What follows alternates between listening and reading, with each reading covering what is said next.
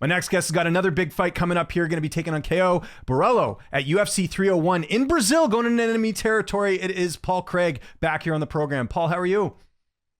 Yeah, I'm good. It's been a while, a couple of months, I think it's been since our last was on the show, am I Yeah, right? something like that. Yeah, I think I can't remember if I got you before the last. Oh, no, I did get you before Brendan Allen. I think it was during fight week Yeah, though. you got So me before Brendan Allen, yeah, but that was that feels like a long time yeah, ago. for sure. Um, Needed the time just to recover. Yeah.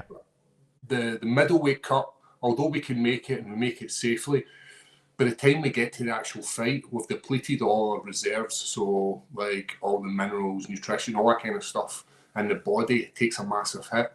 So we need to get longer layoffs to recover and replenish all our systems so that we can then full throttle for the next fight. Yeah. No, it makes sense. I know it's a process for sure, but we got to talk about the obvious here off the top, the blonde hair. What inspired this? I know you want to change things up, but I know it worked for Derek Brunson, worked for Charles Oliveira. Is this a blonde Paul Craig going to be a thing?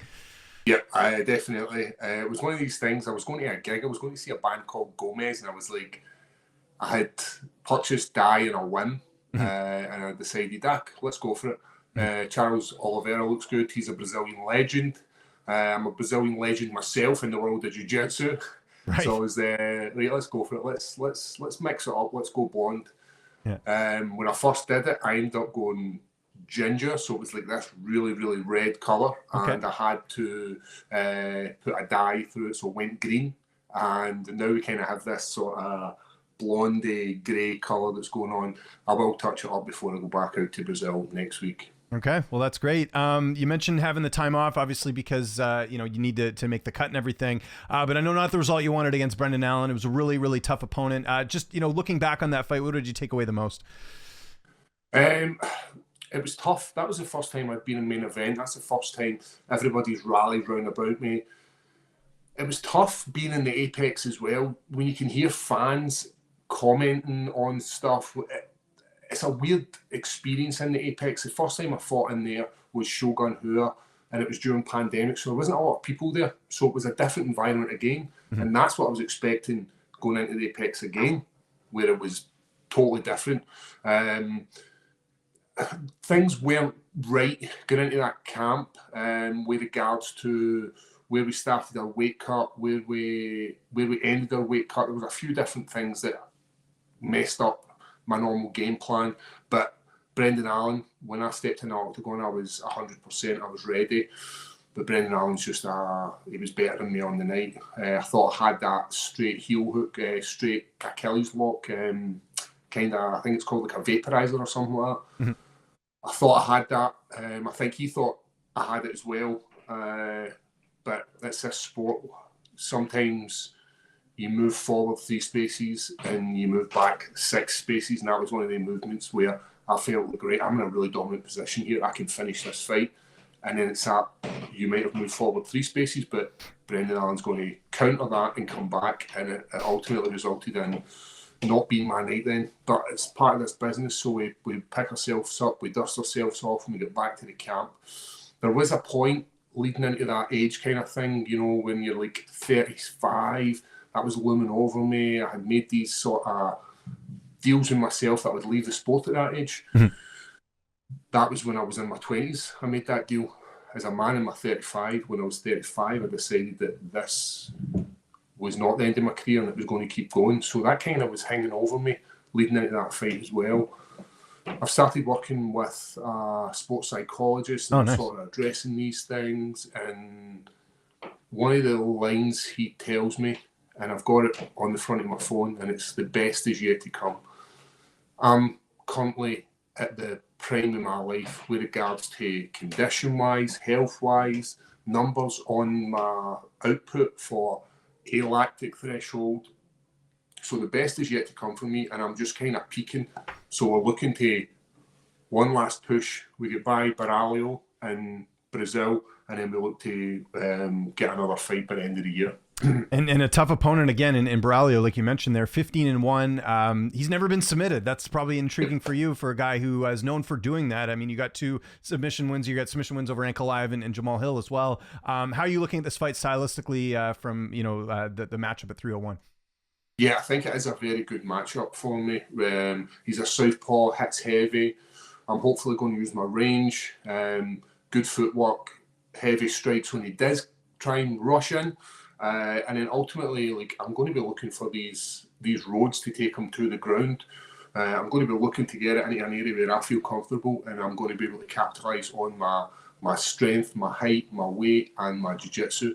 Now, I know he trains with Damian Maia, who I've always looked up to as a jiu-jitsu for MMA athlete. I think he's one of the best. And it'll show on the night that he trains with him. But I think I've just got something a little bit special in my jiu-jitsu in the way I apply my craft in the octagon. So it's going to be an exciting fight. And I think the UFC matchmakers know it'll be an exciting fight.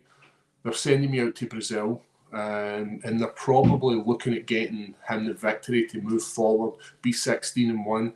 But I've built a career on upsetting the norm. I'm the guy who can ride the storm and produce greatness when it's required, and I think this is one of these moments when it requires me to pull something out of the bag and create an upset for the UFC's plans. Training camp, anything different, business as usual? How are you sort of handling this one, and who are you getting to work with ahead of this fight? Yeah, so I'm still with Sean Clancy, and he's fighting this weekend on Cage Warriors. This is the second fight out. The kid's special. He's early 20s. I think he's 22 years old. And he's got all the attributes in the world to be a world champion at this precise moment. He's got 5 fights for Cage Warriors. He's only going to get better. When he makes it to the UFC, he's going to be a champion. Getting to train with him and getting to sharpen up my striking, make it a little bit more crisp. Working with James Doolan as well. So that's been 2 years I've now been with him. So hopefully we can showcase what we've been working on for 2 years. Because when you move to a new gym and there's new systems and there are new things in place, sometimes it takes a bit of time to bed in. And I think that 2 years is a good time to kind of build this rapport, build my skills, and then showcase it on Saturday when we're in Rio. I love it. And you mentioned the cut there. Obviously, you got a bit of a travel over to Brazil. How are you approaching the weight cut with the fact you are going to have to travel a little bit for this one? Yeah, I work with a very high-level nutritionist in Lee from Boxing Science.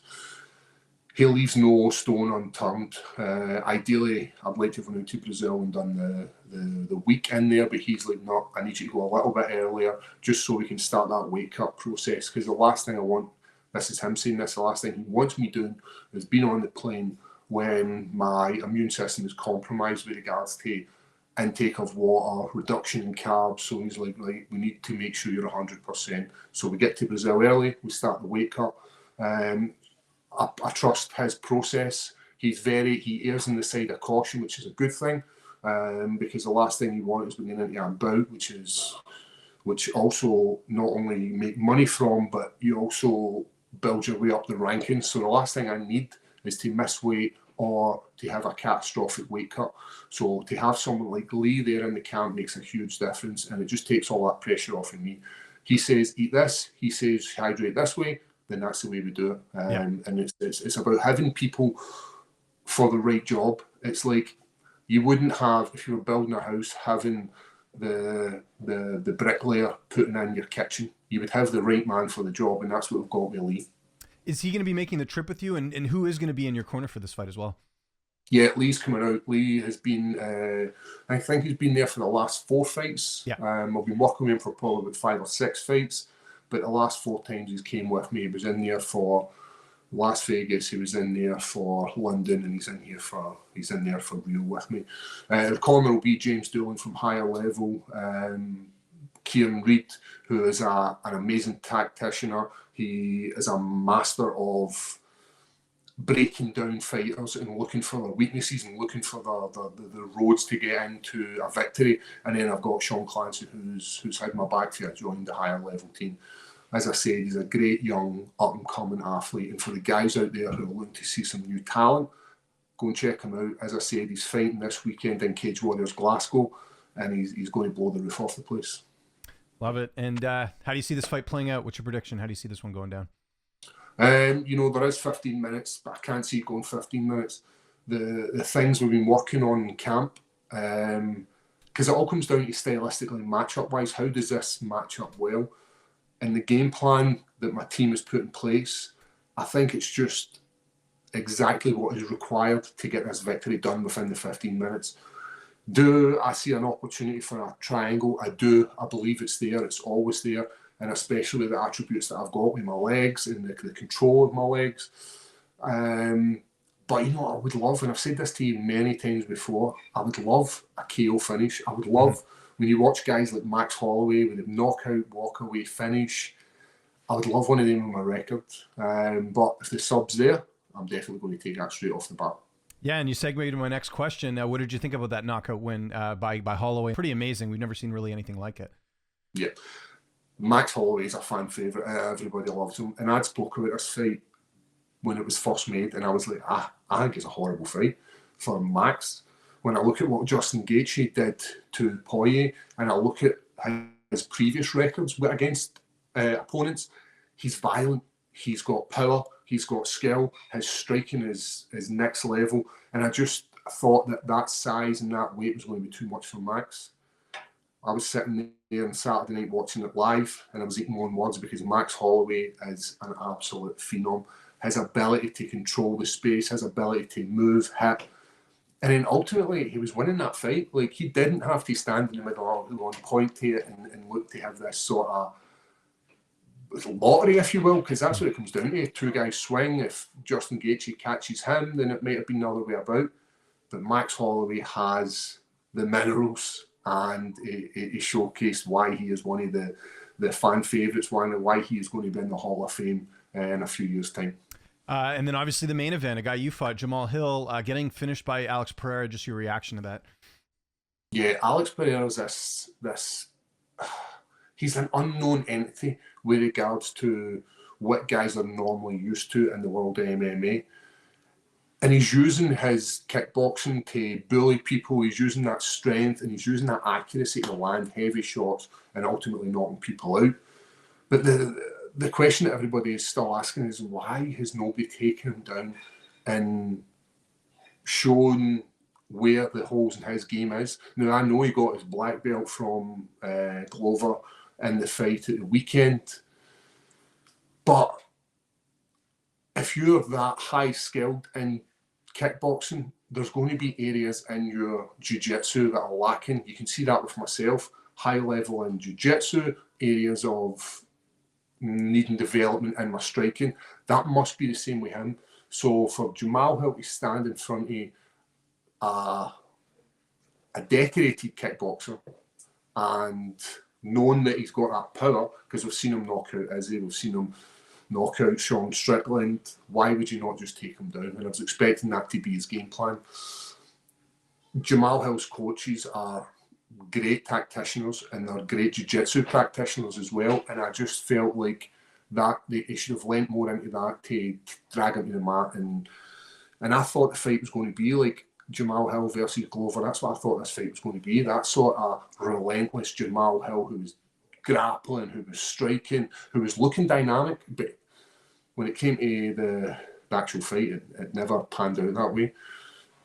Jamahal Hill will be back, and I do believe Jamahal Hill will be the champion again. And he's just got like a great style for MMA, and he's got the ability to knock people out. Getting any golf in this camp, or is that off limits until after the fight? It's off limit. I went and played golf, so I was out maybe last month. Mm-hmm. Played the best I've ever played. Like, okay, shots were crisp.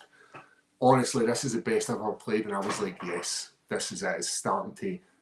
I'm giving up MMA. I'm becoming a golfer, and then I decided to go out the Sunday morning. It was Mother's Day, and I decided I'll jump out, play a round of golf, come back, do some family stuff. And I got to like the 6th hole and had to walk off because I didn't have the energy. I had used, people don't realise how much energy is required for swinging a golf club. And because I put so much power into my shot, I've set up so that the way, if I would just hit the ball normal with the same shot, my ball would veer off to the right.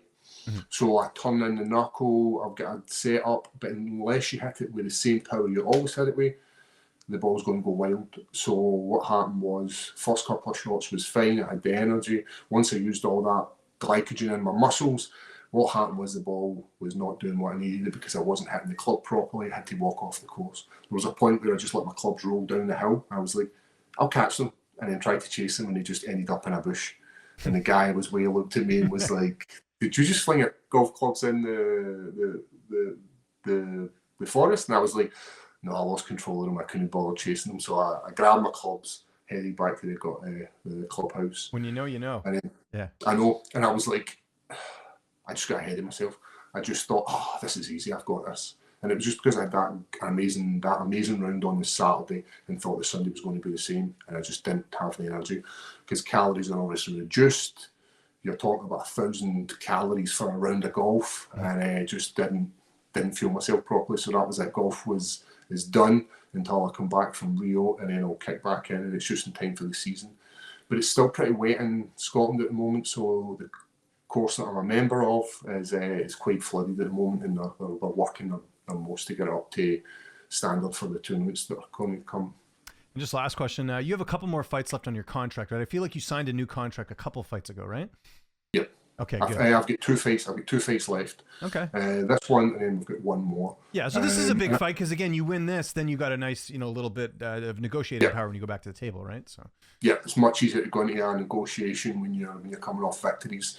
When we signed originally, there was 6 fights. I think my first fight was Johnny Walker, and it was the last time we fought as a light heavyweight, and then we moved on to fight as a middleweight. So I do believe that I've got all the skills and all the attributes to be a middleweight champion, and I just need to showcase it. So this is the fight. Pressure with regards to, I've had a couple of ups and downs in the last few fights, obviously losing to Johnny Walker, victory in London against, can't remember his name, and then a loss to Brendan Allen in Vegas. I can't be the guy that goes back to back to back with losses. This is it. It needs to be a victory for me to continue this journey. And we're looking forward to it. UFC 301. Paul, thanks so much for doing this. Always a pleasure. If there's anyone you'd like to thank before we get out of here, any sponsors, any social media you want to mention, I'll give you the last one. No, absolutely not. Just that if you enjoyed my chat, I've actually started a podcast with a few other fighters. Oh, awesome. It's very dark. It's very funny. And there's loads of stories about coming up as a kid, as well as going to my MMA career. It's called Leather Podcast, so if you want to check that out, I'd appreciate that. But guys, let's hope the next time I'm on here we're talking about a nice big fight, a nice main event again.